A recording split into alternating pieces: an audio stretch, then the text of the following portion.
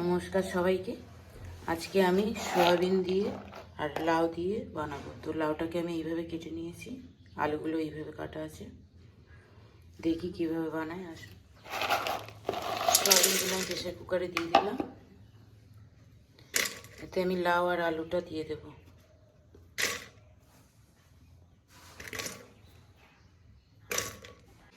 এর মধ্যে আমি 4টে কাঁচা লঙ্কা আর নুন দিয়ে দিচ্ছি।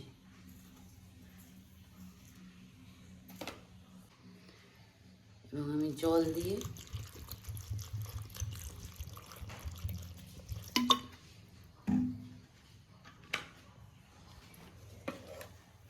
একটা সিটি দিয়ে দেব।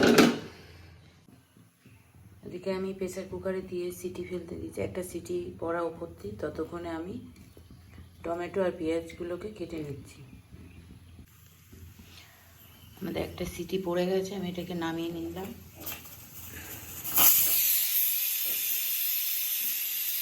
কড়াটা বসিয়ে দিলাম,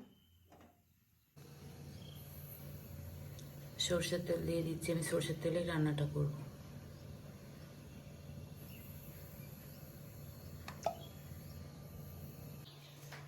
তেল গরম হয়ে গেছে, আমি 2টো তেজপাতা আর একটু গরম মশলা, গোটা গরম মশলা ফোড়ন দিয়ে দিলাম। এর উপর আমি পেঁয়াজ দিয়ে দিলাম।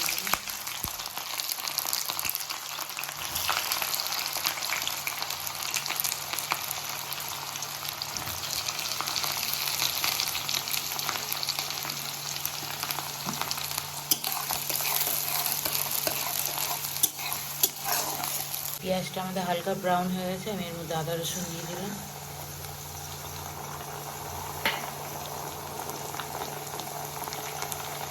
আর হলুদ দিয়ে দিলাম।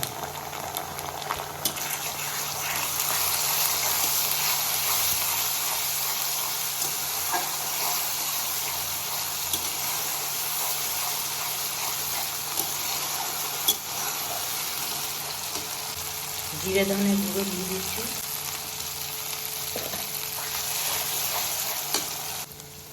লঙ্কা গুঁড়ো দিয়ে দিলাম।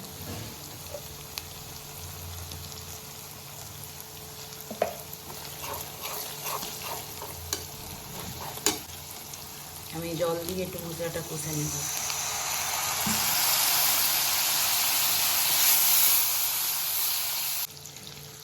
এর মধ্যে আমি টমেটো কুচি কটা দিয়ে দিচ্ছি।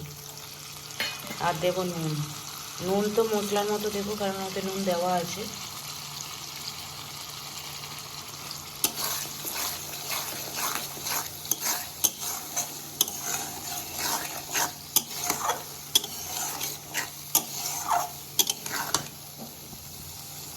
তাই একটু জল দিয়ে আমি কষে নেব।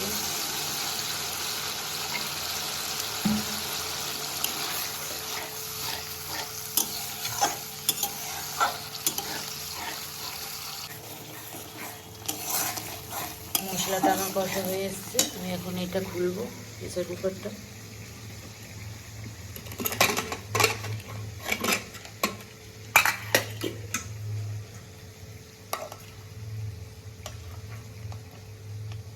দেখুন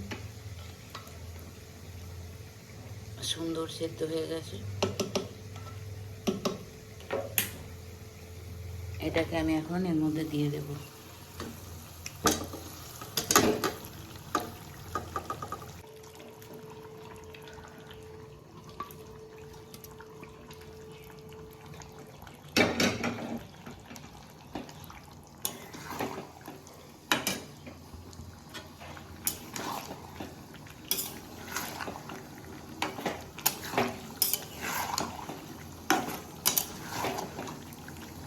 আমি আর জল দেব না, কেউ চাইলে জল দিতে পারে। এটাকে ভালো করে কষে নিয়ে আমি এইটুকু জলেই বানাবো।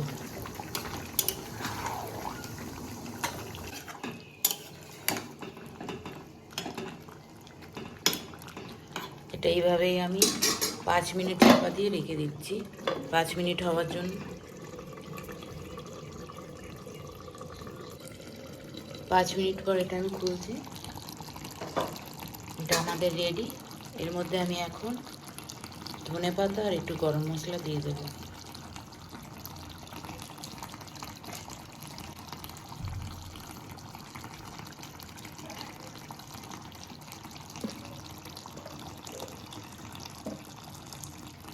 আমি একটু গরম মশলা দিয়ে দিচ্ছি।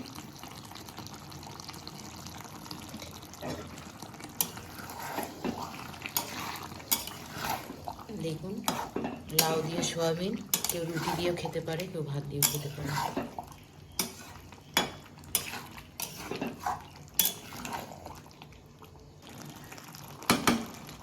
রেডি আমাদের লাউ দিয়ে সয়াবিনের তরকারি।